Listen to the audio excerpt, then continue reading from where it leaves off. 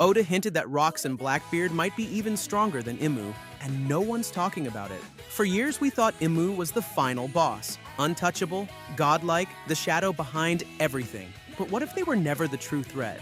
Oda's been laying down clues in the wildest places, and if you line them up, it starts to look like Rocks, Xebec, and Blackbeard aren't just villains. They might be the ultimate monsters of the One Piece world. In the world of One Piece, history doesn't just repeat. It rhymes, echoes, and sometimes straight up reenacts itself. And Oda loves using this cycle to hint at what's coming next. The entire concept of inherited will is built on this idea. The past shapes the present, and the present is just the past in a new form. That's why Joy Boy's legacy isn't just history, it's prophecy in disguise. And no one embodies that prophecy more than Luffy, whose journey mirrors Joy Boy's so perfectly it's almost eerie. But here's the real kicker. When you compare Joy Boy and Luffy to Roger, the pattern becomes too precise to ignore. 3 pirate kings, 3 symbols of freedom, 3 legendary figures who smiled in the face of impossible odds and lit a fire under the world. Their laughter wasn't just joy, it was defiance. That smile was a message aimed right at the world government. Goosebumps yet? And if those heroes are always reborn, what about the villains? And this next part flips the entire theory on its head. Just as Joy Boy, Luffy, and Roger form a clear heroic lineage, the villains of One Piece seem to pass the torch too, in the darkest way possible. Blackbeard didn't just show up to be evil for evil's sake. His journey mirrors Luffy's almost perfectly. Island by island, power by power, crew by crew. It's freaky when you actually line it all up, but here's where it gets even scarier. Rocks Xebec, the man who came before Blackbeard, feared by the world, hated by the government, obsessed with domination, and crushed by the combined might of Roger and Garp. He was the monster of his age. Just like Blackbeard is now, they weren't just random tyrants, they were counterparts. If Luffy is Joy Boy reborn, then Blackbeard is Rocks reborn. It's balanced through opposition. Light needs darkness, which brings us to a disturbing realization. If Rocks mirrored Roger and Blackbeard mirrors Luffy, then someone must have mirrored Joy Boy too. Someone even darker than Imu. Someone the world forgot on purpose. But in Elbaf, the cracks in that memory are starting to show. Elbaf didn't just bring giants and warriors, it brought answers, or at least pieces of them. Because for the first time in One Piece, Oda confirmed that there wasn't just a void century, there were entire worlds before this one. Worlds plural. The second world, that's Joy Boy's time. But the first world, that's when the myth of sun god Nika was born. And the crazy part? That first world is a total blank slate. We know almost nothing about it. No names, no kings, no wars, just whispers. Whispers of a Nika who wasn't just a liberator, but a destroyer god. A being so strong. Even the giants sing about him with fear. And if that's how they talk about the hero, what kind of monster did he have to defeat? See, if Joy Boy had Imu and Luffy has Blackbeard, then the first Nika had to fight someone too. Someone bigger, badder, and more terrifying than anything we've seen yet. And that's where Loki's fruit starts to look a little too suspicious. Let's talk Loki, the Prince of Elbaf,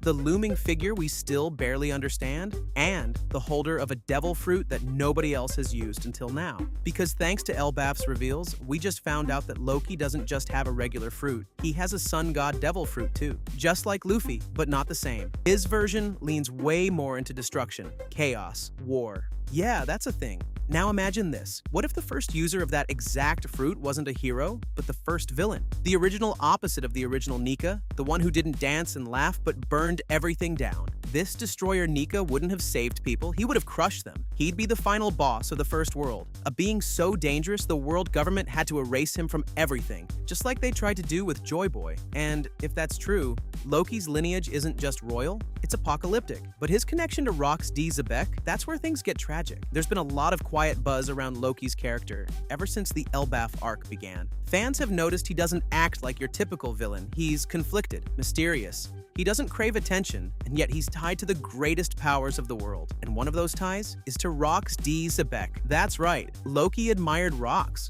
worshipped him even. Which sounds insane until you realize that Rocks might have been walking in the footsteps of Loki's own ancestor. It's poetic in a twisted way. A destroyer god inspiring a tyrant, who then inspires a lost prince. But Loki didn't end up like Rocks. He's still standing, still undecided, still watching, which makes you wonder, is he doomed to repeat the cycle of the past or break it? Well, that's what nobody's ready for. There's a reason why Gol D. Roger's name still echoes across every sea, every sky island, and even the Grand Line's deadliest corners. He didn't just find the One Piece, he unleashed an era. With just a few parting words at his execution, Roger lit the fuse that would send thousands into the oceans, chasing a dream they didn't even understand yet. Insane when you think about it. But Roger wasn't just a pirate. He was the pirate, the blueprint, the legend, and what made him even scarier. He did all of it without a devil fruit. Every fight, every clash, every moment of dominance, and powered only by haki. That means the Pirate King didn't rely on tricks or supernatural hacks. His will alone bent the world around him. And even before he reached Laugh Tale, Roger was already infamous, constantly clashing with the world government and shaking the power structures of the world just by existing. Pirates didn't have a central leader, but if they did, Roger was it. But Roger's story wasn't one-sided. While Roger was conquering the seas, there was one man who stood in his way, one fist to challenge a king, Monkey D. Garp. And yeah, he wasn't just any Marine. Garp is the Marine, the only man the Pirate King considered a true equal. Their rivalry wasn't like Roger and Whitebeard's, built on mutual respect and personal bonds. No, Garp and Roger were philosophical opposites, pirates versus order, freedom versus duty, but they understood each other more than anyone else ever could. Garp didn't use devil fruits either, just raw, terrifying haki. And when he fought, islands shattered. His punch alone was enough to make entire warships crumble. Let that sink in. And here's what makes it crazier. Garp is part of the D clan too. That means both the Marine hero and the Pirate King, the two figures who shaped history, came from the same mysterious bloodline. Whatever D really stands for, it's something the world government has tried to bury for centuries. But Garp wasn't the only one Roger respected. Edward Newgate, or as the world knows him, Whitebeard, the only man ever called Roger's equal. But here's the thing, he didn't want the One Piece. He could have gone for it. He had the strength, he had the intel, but all he ever wanted was a family. That hits different. When he was alive, people said he could destroy the world, and they weren't exaggerating. Whitebeard's devil fruit, the Gura Gura no Mi, literally created earthquakes that split the ocean. At Marineford, the moment he got serious, the entire battlefield shifted. Even the admirals looked nervous, and yet this monstrous power wasn't used selfishly. He protected islands, raised sons, and built an empire on loyalty, not fear. After Roger's death, he was the closest anyone got to being Pirate King, but he never reached for it. Even Garp and Sengoku, two of the most respected Marines alive, admitted that fighting Whitebeard was a nightmare. Only a handful of people ever stood a chance against him. And Roger? He wasn't stronger than Whitebeard, just earlier to the throne. But there was one more who stood shoulder to shoulder with these titans. If Garp was the fist of the Marines, Sengoku was its mind. Calm, commanding, and always calculating, Sengoku doesn't get talked about enough. But even Roger name-dropped him. Back in Odin's flashback, when Roger was clashing with Whitebeard, the Marines sent some low-level officers to stop it. Roger didn't even break a sweat, but he casually mentioned that if the Marines were serious, they'd need to send Sengoku or Garp. That says everything. Sengoku isn't just a tactician. He's the only known Marine confirmed to wield all three forms of advanced haki, including Conquerors. That alone puts him in a tier above almost everyone. But that's not all. He also has one of the rarest zone fruits, the Hito Hito no Mi, model Daibutsu. It turns him into a giant golden Buddha that creates shockwaves powerful enough to counter Whitebeard's quakes. Yeah, that's bonkers. And as Fleet Admiral, he led the entire force of the world government's military might. His power was immense, but his control over others' powers made him even deadlier. But here's where it all ties together.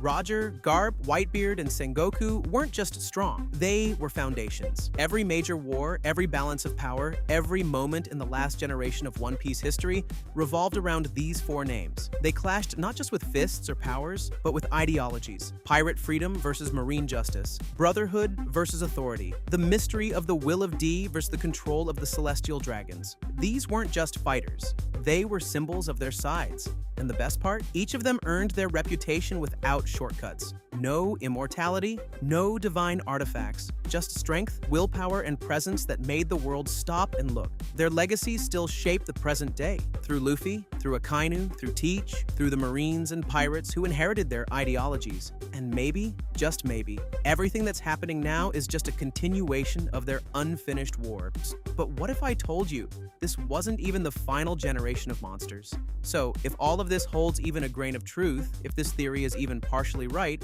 then we're not just looking at a forgotten monster from the past. We're looking at the origin of the cycle that shaped the entire world of One Piece. A cycle of light and darkness, of liberation and domination, of laughter and destruction. And here's the wildest part. We've always assumed that Imu was the top of the food chain, the ultimate shadow, the great enemy Joy Boy failed to defeat. But what if Imu is just a shadow of a shadow? A successor, not an originator? A king clinging to the throne left behind by someone far more dangerous? Someone so powerful that even history itself had to pretend they never existed? The idea that there was a villain who stood opposite the very first Nika, wielding a different kind of sun god power and one built for war, not joy, completely reframes what One Piece has been building toward. It would mean the story isn't just about beating the world government or bringing freedom to the seas. It's about ending a cycle that's been running for millennia. A cycle that began with two gods, one who smiled to set people free, and one who smiled as the world burned. And what makes this so beautifully tragic is Loki himself.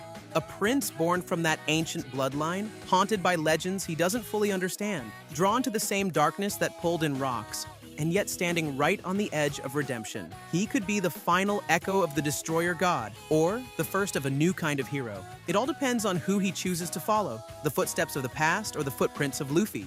Because here's the truth, we don't know what Oda has planned. We don't know who that first villain was, or what the first world really looked like. But what we do know is that history has a habit of repeating itself in this story. And if we're getting close to the end, that means the beginning is finally coming back around.